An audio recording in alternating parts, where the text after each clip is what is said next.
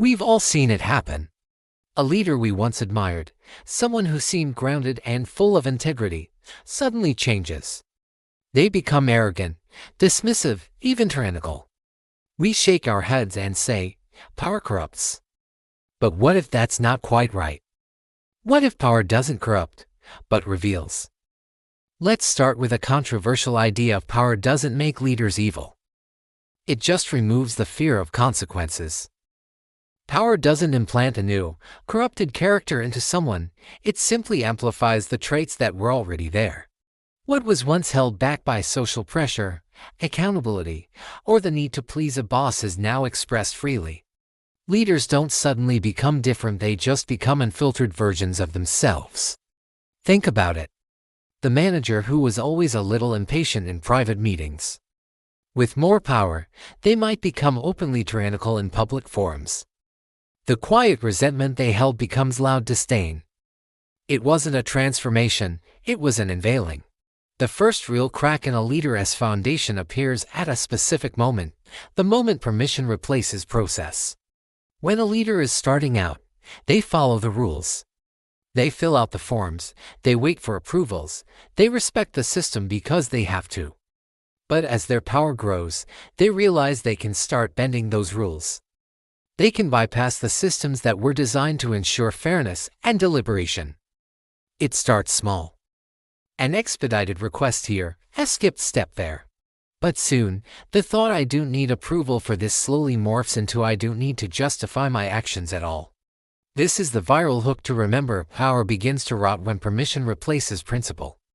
The very structures that were meant to guide them become mere suggestions, and then, obstacles to be ignored. As a leader's power solidifies, something insidious happens to the environment around them. Power rewrites reality. How? By silencing the truth. Subordinates quickly learn that praise is much safer than honesty. Offering genuine, constructive criticism becomes a career-limiting move, or worse, career suicide. So, they stop.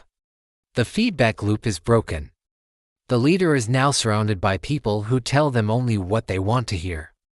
They start making decisions in an echo chamber, mistaking the sound of applause for the confirmation of wisdom. This isn't just a theory, it's the prologue to countless disasters. Look at major corporate collapses, failed military campaigns, or scandalous implosions within organizations.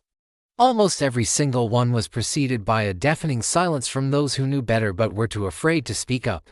Here's another critical change, and it's not always intentional. Power reduces empathy, but it does so structurally. As leaders rise, distance replaces proximity. They no longer work on the front lines or interact directly with customers or entry-level employees.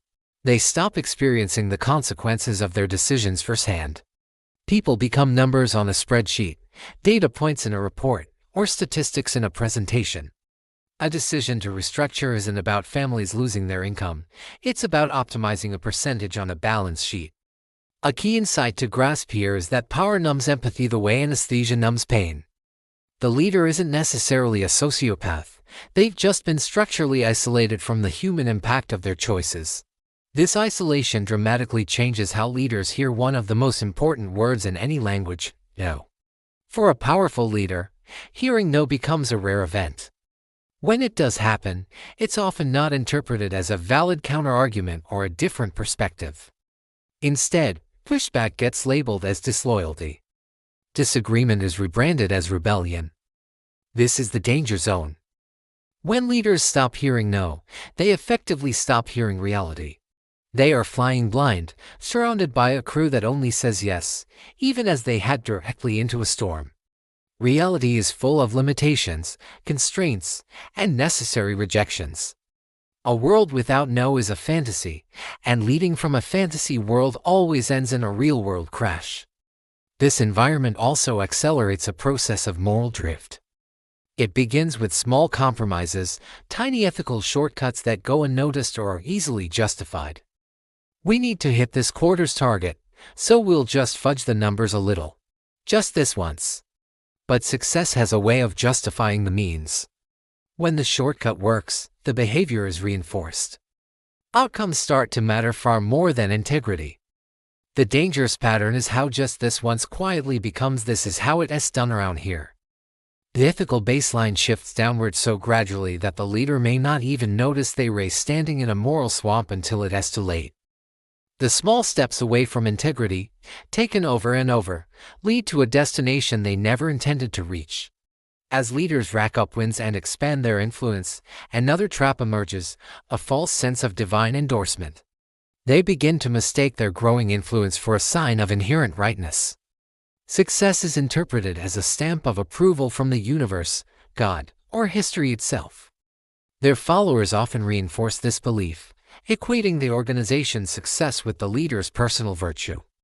This is especially dangerous in politics, religious leadership, and celebrity culture, where public image and growth are paramount. But we must remember this hard truth: expansion is not validation.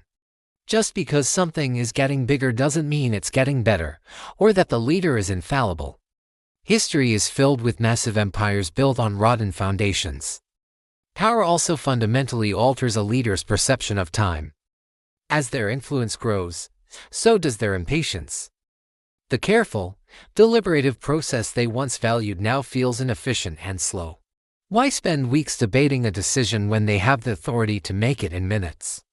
Speed begins to replace wisdom. The result is a trail of rash decisions, burned relationships, and completely avoidable crises. They start to prioritize momentum over direction, forgetting that moving fast is useless if you're moving toward a cliff. The pressure to act, combined with the power to do so instantly, is a toxic cocktail for long-term strategic thinking. Finally, we have to talk about the addictive nature of power. Being influential, having control, seeing your vision come to life, these things release dopamine. It feels good, over time. That feeling of control can become intertwined with the leader's very identity. They are not just a person who leads. They are a leader. This makes the thought of losing power terrifying. It feels like personal erasure. This is why leaders cling to power so desperately. They might manipulate systems, sideline rivals, or even destroy the very organization they built, all to avoid the withdrawal that comes with losing relevance. It's not just about a job, it's about an identity crisis. So, where does this leave us? All these factors, the echo chambers, the moral drift, the addiction to control, are external pressures. But they all test one thing: the leader's inner governance.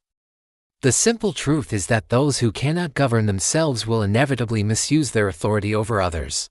The private discipline, the internal battles fought in silence, the commitment to humility, these are what determine a leader's public behavior under the immense pressure of power.